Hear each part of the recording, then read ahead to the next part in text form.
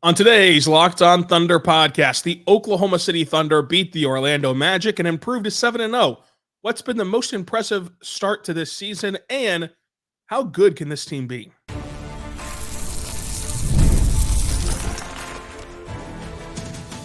You are Locked On Thunder, your daily Oklahoma City Thunder podcast, part of the Locked On Podcast Network, your team every day. Let's get it going on the Locked On Thunder podcast on the Locked On Podcast Network, your teams every day.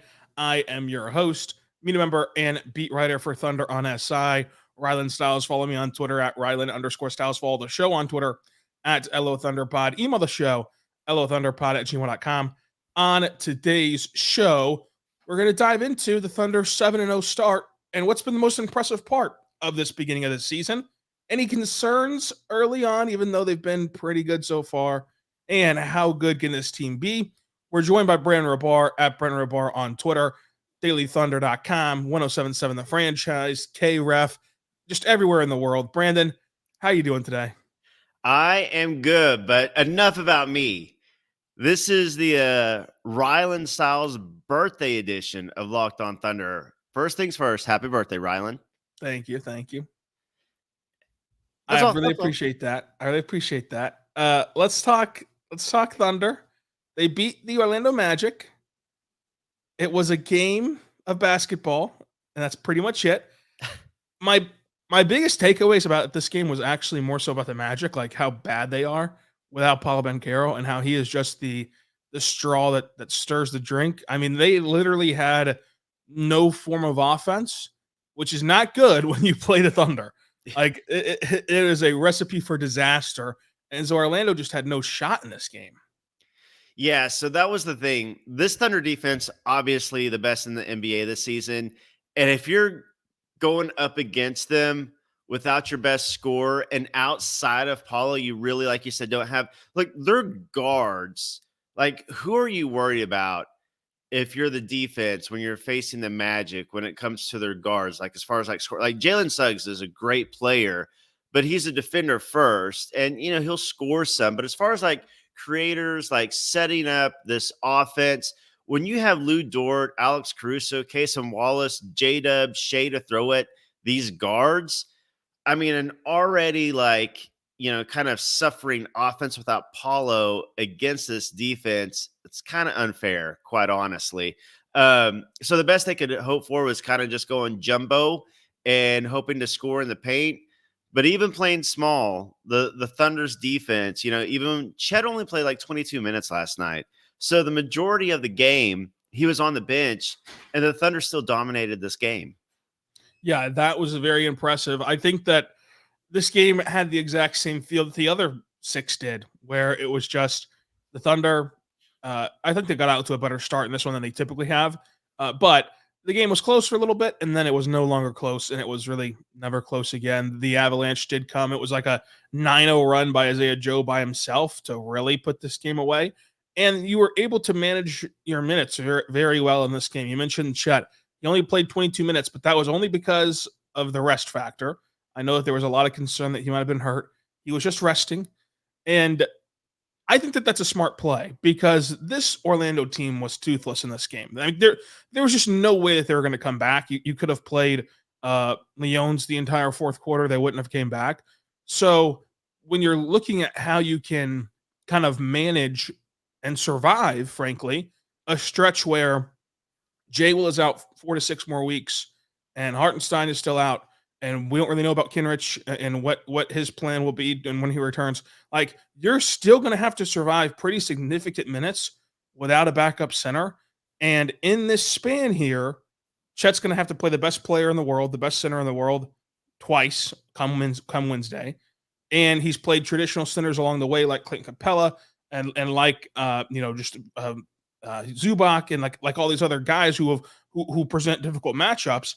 Like, of course you want to get him as much rest as possible, even while he's playing in these games, because it's just not going to get any easier until you have an actual backup big that can kind of stagger with him on and off the floor. The Thunder do have an actual backup big. His name is Alex Caruso. Yeah, that was an impressive display at the 5. It was really impressive. It was so funny in the post game. Alex Caruso said that he played the 4 in Chicago a lot out of necessity, and he was looking forward to coming to OKC and playing on the wing. And now he's playing the 5, 7 games in. But yeah, no, I think it's just a testament to this Thunder's depth and their versatility that they can throw out, whether it's Caruso at the 5, whether it's J-Dub at the 5. Like, these are guys that are traditionally guards, point guards even. Jalen played, point guard in Santa Clara. I think that's forgotten about a lot. Like, he played point guard, and he's been a power forward for the Thunder. He's played some small ball 5. You got Dylan Jones, a late first round rookie that's really more of a guard forward playing center. So the Thunder have survived, I think, due to their depth and the fact that their defense has been so dominant. And, this Orlando team, I think they shot 14% from 3. So, they couldn't make him pay from the perimeter. And then if they had any chance whatsoever against the Thunder, it was going to be, hoping that they could outsize them when Chet was off the floor. And that just didn't happen. This Thunder team it's just too much. And honestly, Shea got over 20, J-Dub got over 20, but it just seemed like, everybody just kind of did enough to beat this Orlando team. They were on the second night of a back-to-back. The Magic were second night of a road back-to-back. It was just a tough situation for Orlando going up against what looks like a juggernaut right now in the Thunder. Yeah, everybody did their job. Everybody was focused. And I think that that's what's been, for me, the most impressive part of this season, is that it's another year in which Mark is getting the absolute best out of his players, no matter injuries, no matter what your rotation looks like because of those injuries. Like, you're getting the most out of this team right now. And yeah, you can talk about the offense not clicking to the best of their ability, but in terms of effort level, in terms of competitiveness, like, this is the best that they've got right now. And even against a team like Orlando, who, some teams that are as talented as the Thunder would sleepwalk through. Like the Thunder don't. The Thunder bring it every single night, and I think that that's what's going to be the difference in why that they're going to repeat, I think, as the number 1 seed in the West, is because you can count on them every single night to rise to the occasion, even if the occasion is a Magic team that really had no prayer. They had no Paolo. They struggled to score 85 points. Like, they're just not good in these last 4 games without Paolo, and they still took this as seriously as they took opening night. Yeah, they really did. That's the thing that's impressive about this Thunder team. You hear a lot of times, we've heard other players. I don't want to drop names, but he seems to like to drop the Thunder's name. So I will say, I remember Draymond talking about a Tuesday night game against the Kings. It's hard to get up for those kind of games. That was back when the Kings weren't what the Kings are now. But the Thunder don't play that way. Like, when they talk about a 0-0 mentality, when they talk about taking every game seriously and respecting every team, they play that way. Like, this wasn't a Monday night against the Magic without Paulo. I mean, they are bought in. I mean, you got players diving on the floor all over the place. So yeah, they're completely bought in.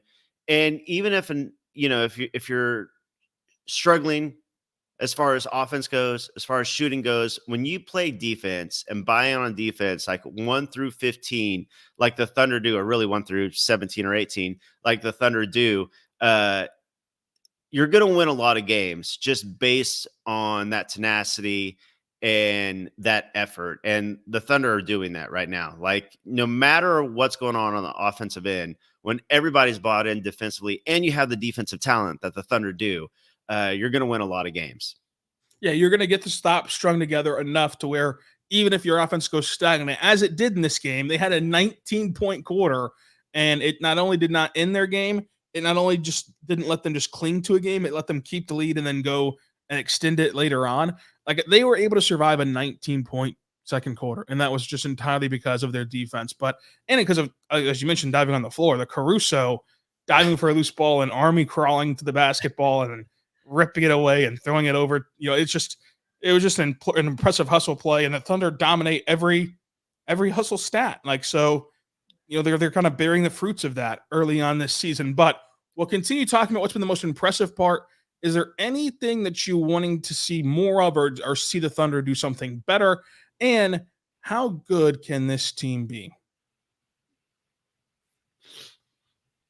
But first, I want to say right now about Built Rewards. Listen up, renters. Ever feel like you're stuck in this loop of rent payments, just watching your money vanish into thin air? It's time to turn that rent game around and start earning on some serious rewards. That's where Built Rewards comes in. Built is breaking ground as a neighborhood rewards program that hooks you up with points on your rent every month. You pay your rent and watch your Built points roll in. Use points to jet off on a dream vacation. Put points towards a flight or hotel stay with 500 plus airlines, 700,000 plus hotels and properties. You can also use your points to book fitness studio classes, redeem them toward future rent payments. They're designed to meet your lifestyle. Pay rent hustle free through the Built Rewards app. Your rent game just got a major upgrade at Built Rewards. Go there right now with your Built points, and you can have consistently be ranked in the highest value point currency by the point guys and bank rate. Go over there right now and earn points by paying rent. Whenever you do, you can join built.com/LockedOnNBA. That's join, JOINBILT.com/LockedOnNBA. Make sure you use our URL so that they know we sent you. Join built.com/LockedOnNBA to get started today and pay your rent today. Also, want to say right now, but good friends over at Game Time, I think that this is the perfect time to go check out Game Time, because Game Time is the last minute tickets, lowest prices guaranteed. And I think you need the last minute prices and the lowest prices when it comes to the NBA season, because we've all been there where maybe you want to go to the Thunder game, but your favorite player is questionable. And now you're like, well, if he's not going to play, do I really want to go watch this game? And with Game Time, you can kind of wait it out, make sure he's in the lineup, and then get your ticket and head to the game. So go check it out today at Game Time. And when you do, you can use our code LockedOnNBA for $20 off your first purchase. And I love Game Time because of the last minute tickets, lowest prices. I also love the tag along, the all-in pricing. So you get everything right up front. There's no surprise fees at checkout. And click on the view from your seat. Make sure you know exactly what your sight lines are and what you're getting into with your view from your seat. It's really helpful, especially if you've never been to the arena before. So check it out today. Terms and conditions apply. Create your account. Redeem code LOCKEDON-NBA for $20 off your first purchase. Go download the Game Time app. What time is it? It's game time. We're back on the Locked On Thunder podcast, on the Locked On Podcast Network, your teams every day. Joining us today is Brandon Barr on Twitter. Brandon, the Thunder, 7-0, first time in franchise history. They're the first ever NBA team to go 7-0 and win every game by 10-plus points, which they've done. They've been the closest was been a 12-point game, very lopsided scores, and even that 12-point game wasn't really indicative of the control that the Thunder had over that contest. What's been the most impressive part of all these stats, of all these storylines of this entire season to you?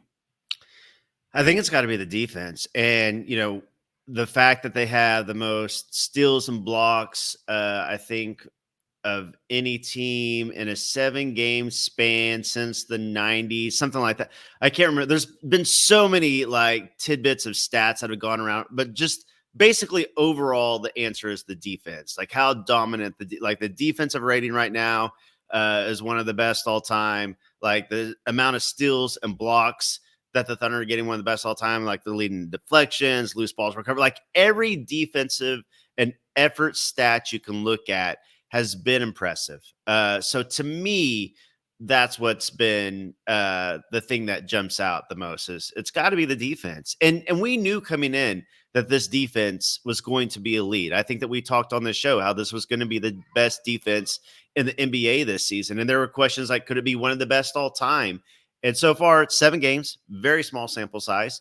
But the defense is living up to the expectations and even exceeding them. And they don't have Isaiah Hartenstein right now, and he was one of the best defenders in the NBA last season. So the defense should get better. Now, the competition is going to get stiffer, but at the same time, the Thunder should get even better as they get Hart back as well. Yeah, I think that when you look at this Thunder team, defense has to be what is considered the most impressive. But when you try to get a second point in there because I don't want to just rehash all of your defensive points. I really resonated with what Alex Caruso said yesterday after the game about how when Hartenstein comes back and whenever their entire front court rotation comes back, they're going to have another pitch to throw. And I just really think that this team, yes, they only have 2 pitches right now. They can either use like their core 4 plus a massive defender, like plus a quality defender in Cason, Caruso, even Wiggins and Joe, etc., or they can go small. And they're dominant with that. But whenever they have the option to stick with those 2 pitches, you don't just lose those into thin air. You can't do those 2 things anymore.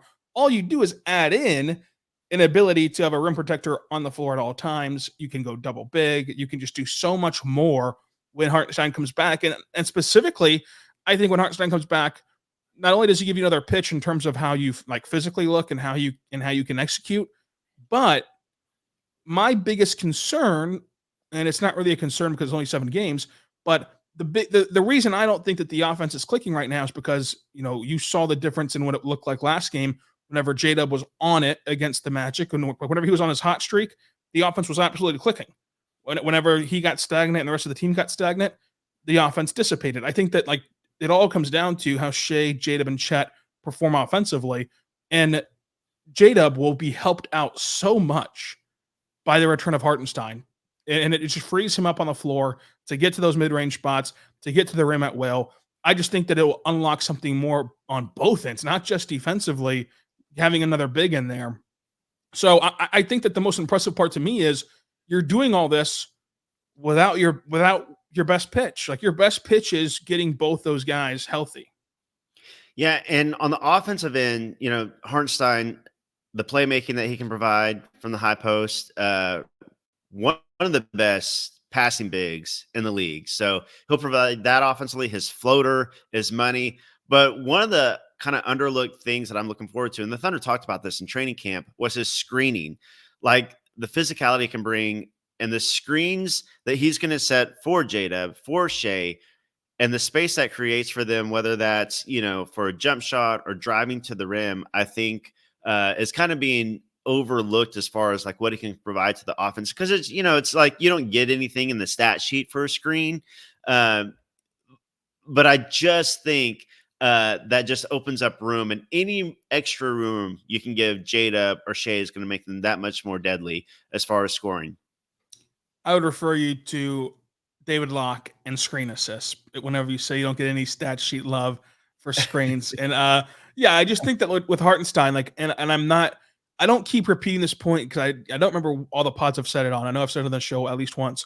I don't say this point to pick on Jalen Brunson.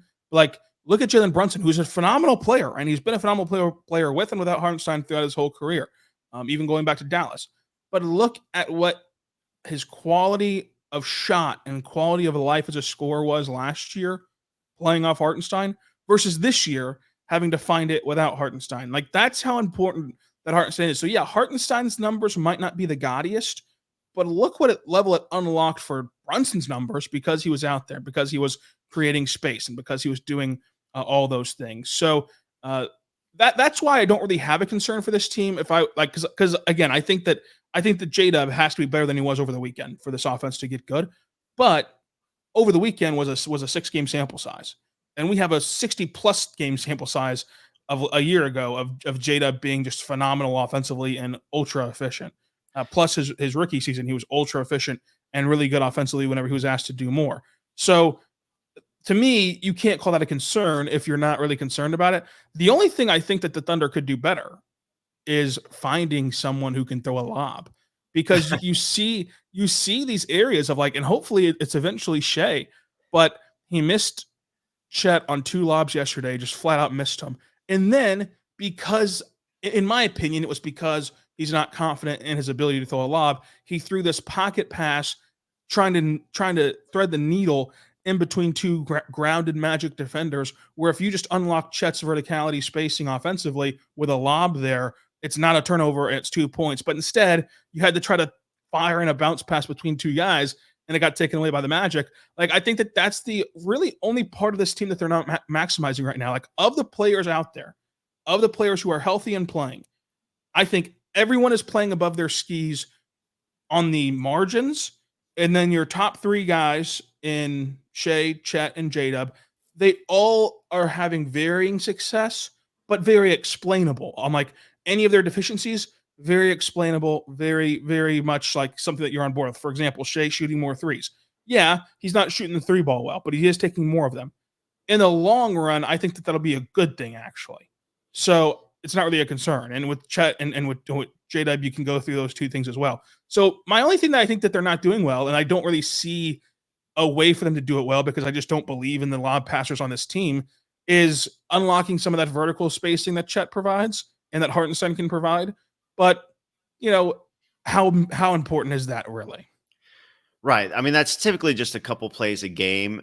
We saw more of it with J-Dub and Chet last year, so I'd like to see them get back to that. We saw a lot of times when Shea was sitting and J-Dub was kind of the main playmaker creator, we'd see one or two, J-Dub to Chet lobs per game. They should have said, they should have had like a session with Josh Giddey before he was traded, like a little like lob session, training session with Josh Giddey before the trade. But yeah, I do agree. Chet could be such a weapon in that area as far as like a lob threat goes. Like he's got hops, like he's got underrated athleticism, and his timing and his wingspan is just ridiculous. He can catch pretty much, like it has to be a pretty bad pass for him not to be able to catch it and finish it. But we've seen some of those, unfortunately. But yeah, I think they'll get better with time. I think that's something that we'll see. In that Mavs game 6, that it looked like what could have been, the potential game winner for the Thunder was a Shea to Chet lob. And it was a huge play, possible game winner that would have forced the game 7 in Oklahoma City. So I do think that is a potential weapon the Thunder should look into unlocking. I agree with that. Coming up, how good can this Thunder team be? We gave our preseason predictions, but is there anything you want to change about those predictions after watching this team play 7 games?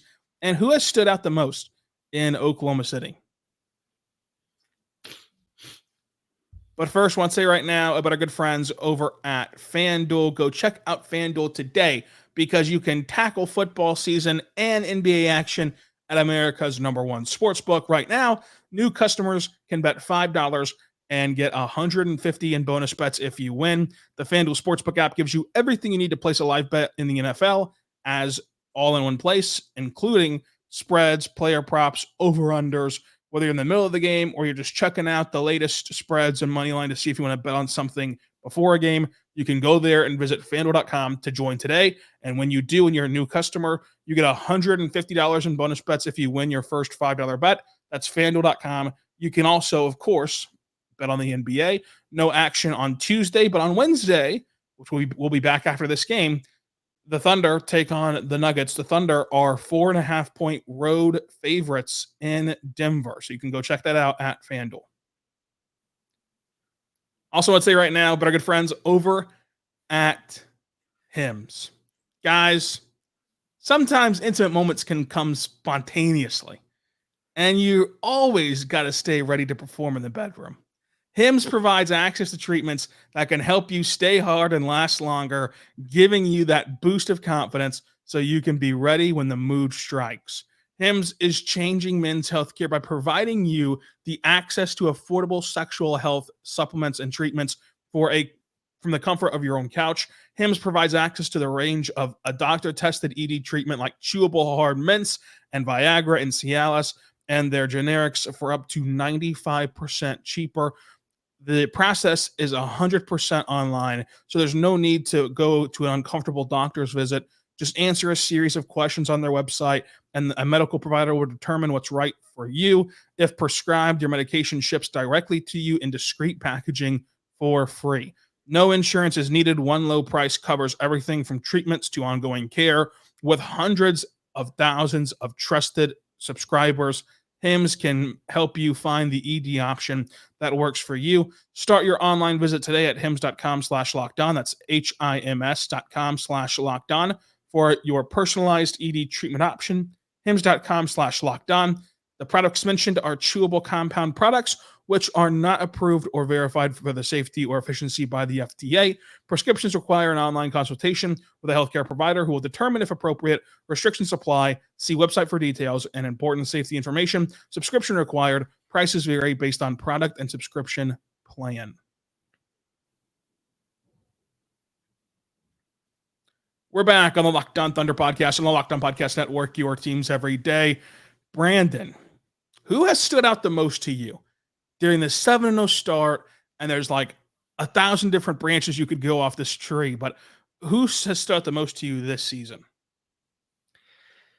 I think the easy answer would be Chet Holmgren.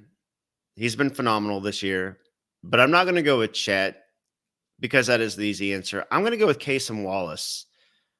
You know, I think that I said before on here that I thought that Cason Wallace was the most underrated player on the Thunder roster. He had such a phenomenal rookie season. His defense was incredible as a rookie, and he shot so well from three as a rookie. But we've seen more this year, and we heard the Thunder talk about it in preseason and training camp that they want to give him more, on-ball opportunities. They want to see him create a little bit more, play make a little bit more, and we've seen some of that. We've seen like some of his driving to the rim has been really good. His finishing has been really good.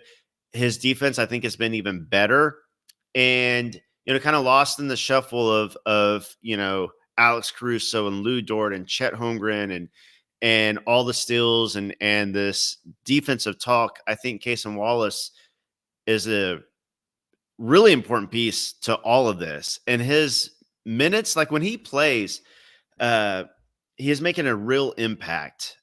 So his box scores may not always show it, but I think that his winning impact and the fact that they can throw him in any lineup, whether it's starting, whether it's off the bench, the 20 minutes or whatever he's going to play, he's going to have a positive impact on both sides of the court. And I think that he just goes again to the versatility of this team and the fact that they have defenders everywhere and two-way players everywhere. So to me, I felt like Cason was underrated coming into the season. And I still think that he's being a little bit overlooked, with all the talk about this Thunder team. So to me, he's kind of stood out. Yeah, I think that Cason is a good answer. I'm also going to go with Ousmane Dieng. I think that just because, not only is he playing really quality minutes for the Thunder at a position that he's not naturally in, I mean, this is a guy who I've been pounding the table for a little bit, watching him in the G League the last couple of years and covering him there, where not a lot of people are showing up and literally seeing what he's doing. And he has been getting better in the shadows of the last 2 years, and it's been really true. But every time to this point that he's had a chance to show that, he hasn't done it. Like in Summer League, he was not overly impressive. In the preseason, he had a mixed review with his best game coming against the New Zealand Breakers. But something just clicked when this season began, and he was just really, really good. He cut out all of his hesitation. He's a textbook defender of whatever his frame will allow him to do, he'll be able to maximize it because he's always in the right spot and he's always making the right rotations. And he has a pretty good frame to be able to scale up and down. I think that his defense would look even better if he was just playing 1 through 4, switching around the perimeter that way. But I just think that Ous has been big because it's also clear that Dylan Jones isn't ready to play. And that's no knock on Dylan Jones. He's being asked to play the 4/5 after being a 1 his whole college career, 1, 2, 3 his whole college career. So he's just not there yet. You saw there was minutes last night where he got confused on which assignment he had, and especially kind of playing the zone in the middle. He didn't really know where he's supposed to be at. And Dylan Jones has talked about what an adjustment this will be for him. So that's not really surprising. But so that point kind of makes it clear that it was literally Ous or nobody to fill in those backup 5 minutes. And the fact that he's risen to this occasion has been pretty impressive. I agree with that. I think that's a really good pick, especially the fact that, a lot of people kind of wrote Ous off coming into the season, lottery pick. Thunder gave up 3 picks to get him. He didn't write back, though. What's that? He didn't write back, though. He did not write back. That's right. That was Geno Smith, right? Geno Smith? Yeah, I got you. I think he's been really impressive given kind of the expectations for Ous coming into the season. The fact that he is the Thunder are able to survive those non-Chet and non-Hartenstein minutes with the guy who played point guard for most of his life before he had that huge growth spurt and became 6'10", 6'11" overnight. And he's had to learn a new position. He's had to grow into his body. And he's still incredibly young. He's younger than a lot of the rookies this season. So I think given expectations and given the fact that he's playing a new position and he's having to be a big, and the Thunder are playing well when he's out there, he's hitting some shots, he's hit some key threes. I think that Us has been really impressive. And if he becomes like a truly, playable rotation player on a contender, that 2022 draft becomes an all-timer. I mean, you know what I mean? Like, between Chet, J-Dub, Us, if he becomes a playable rotation player, and J-Will, that's a ridiculous draft. That's insane. I mean, that's just an insane draft. But Brandon, looking around the NBA, if I let you redo your preseason projections 7 games in and told you this is your final prediction, though. So, yeah, 7 games is a small sample size, but hey, it's more than 0. And now you get to make your final predictions. Who would be in the finals and who would you have winning the finals? I had Boston OKC in the finals. Yep. And I said it was a coin flip. And remember, I couldn't even decide. Like you haven't said, I wasn't sure. I think that those are still the 2 best, most impressive teams. I know the Cavs are undefeated. I still think the Celtics are better than the Cavs. I think we all think that. The Cavs have been really, really impressive. But I would not change my prediction. If anything, this season has only solidified it so far. So I still have Boston, OKC in the finals. And honestly, I still think it's a coin flip. I truly do. Yeah, I agree. I don't think that this season has changed anything. I think it's just affirmed everything. Yeah. If the only thing I would change would be I had the Nuggets at number 4, home court advantage. I think they slip a little bit. They're still going to be a really good team. But that bench depth and the Jamal Murray, Michael Porter Jr. issues, I'd have them slipping, to still top 6, but somebody else is going to sneak into that top 4, and it's probably going to be the Suns. Yeah, it's going to be interesting to see kind of how that all shakes out. But this is going to be a fun season to follow along with. Brandon, really appreciate you hopping on. Of course, you can let them know where you're at on Twitter, where you're at on Daily Thunder, what you're cooking up everywhere, radio stations, podcasts. Yeah, you can find me on Twitter at Brandon Rabar. I'm at dailythunder.com. I'm on the radio in OKC on the franchise 1077. I'm on KREF. I'm with Rylan on the Dream Team podcast. And the last thing I want to say is, again, it's Rylan Styles' birthday. Be sure in the comments down there to tell Rylan happy birthday if you could. I'm sure he'd appreciate it. I really appreciate that. Thank you so much for listening to today's show. We'll have another show after the Denver Nuggets game. And, of course, we'll have a show again on Friday, the Double Dipper Friday morning, and then a Friday night show after that game against Houston. So you're still going to get all 5 days this week, but it'll be Wednesdays will be after Denver. Brandon, again, thanks for joining us. And until next time, be good and be good to one another.